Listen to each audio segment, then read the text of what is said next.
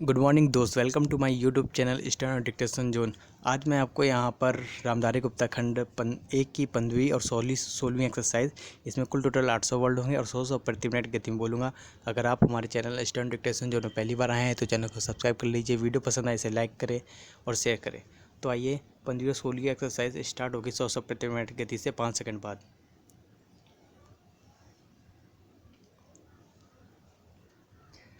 Start. अध्यक्ष जी, किसी भी देश की विदेश नीति अपने में कोई स्वतंत्र नीति नहीं होती है, वरन वह किसी देश की आंतरिक नीति को स्पष्ट करती है। उदाहरण के लिए हम अमेरिका को लेते हैं। उसने अपने यहाँ अधिक अन्न पैदा किया और जब उसके पास अनाज फालतू बच गया तब वह अपने बकाया अनाज की बिक्री के लिए ऐसे देशों की तलाश करने लगा जो उधार पर माल ले सकते हों।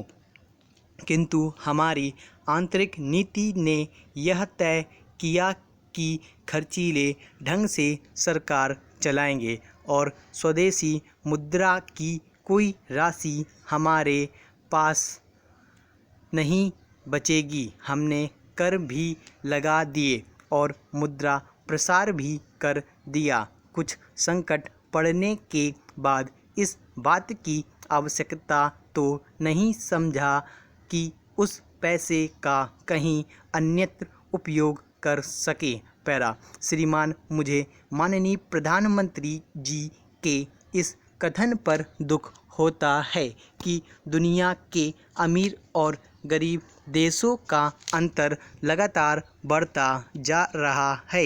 मैं उनसे यह पूछना चाहती हूँ कि भारत की विदेश नीति ने उस अंतर को घटाने की क्या कोशिश की है? क्या भारत सरकार ने कभी दुनिया की पंचायत में यह कहने की हिम्मत की है कि बालिग मताधिकार के आधार पर यूएनओ का चुनाव होकर एक संसद बनाई जाए? और क्या आप में यह देखने की हिम्मत है कि फौज के हिसाब से कर लगाकर एक विकास का खाता खोल दिया जाए? जो विकसित देश हैं उनके मजदूरों का 1 घंटा हमारे देश के मजदूरों के 100 घंटों के बराबर माना जाता है, क्योंकि उनके पास साधन है। इसलिए यह अंतर और भी बढ़ता चला जा रहा है। किसी देश के अंदर आंतरिक नीति में अमीरी और गरीबी का अंतर बढ़ता चला जा रहा हो और वह दुनिया के देशों में विद्यमान अमीरी और गरीबी के इस अभिशाप को समाप्त करेगा, यह समझ में आने वाली बात नहीं है। पैरा। अब मैं आपका ध्यान एक और बात की ओर दिलाना चाहती हूँ। पूर्वी जर्मनी को मान्यता देते हमें परेशानी होती है, इसलिए कि शायद पश्चिमी जर्मनी को बुरा लगे, लेकिन पश्चिमी जर्मनी ने तो अपनी रक्षा का भार दूसरों पर छोड़ दिया है। उसने अपनी पूरी शक्ति इस बात पर लगा दी है कि अधिक से अधिक उत्पादन किया जाए। आपने जो समय दिया उसके लिए मैं आभार प्रदर्शन करता हूँ और आपका धन्यवाद करता हूँ। नेक्स्ट। अध्यक्ष जी, जिस समय पाकिस्तान ने भारत पर हमला किया था उस समय उन्होंने देश की रक्षा के लिए महत्वपूर्ण कार्य किया था। इसके साथ ही मैं मंत्री महोदय को यह भी स्मरण दिलाना चाहता हूँ कि शायद उन्होंने इस पर ध्यान नहीं दिया कि इस बार जो राष्ट्रीय पुरस्कार मिले हैं उनमें रेलवे प्रशासन को केवल 2 ही प्राप्त हुए हैं, जबकि मैं ऐसा मानता हूं कि हमारी सेना के बाद अगर किसी ने युद्ध काल में सराहनीय कार्य किया है तो वह रेलवे प्रशासन अथवा रेलवे कर्मचारी और अधिकारी हैं।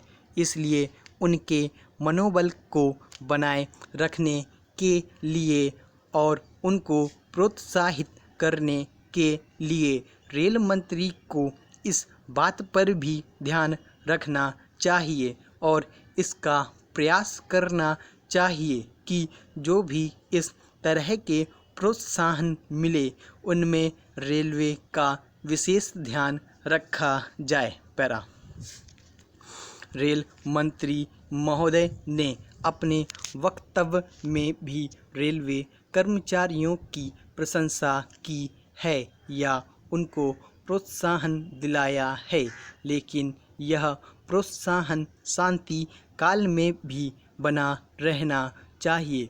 रेलवे ने युद्ध काल में जो काम किया वह तो देश की रक्षा का महान उद्देश्य था, लेकिन उसके बाद देश के निर्माण में गरीबी मिटाने के लिए जो युद्ध होता है उसमें भी प्रत्येक रेलवे कर्मचारी का मनोबल उसी तरीके से बना रहे, इसके लिए भी रेल मंत्री महोदय को कुछ कदम उठाने की आवश्यकता है।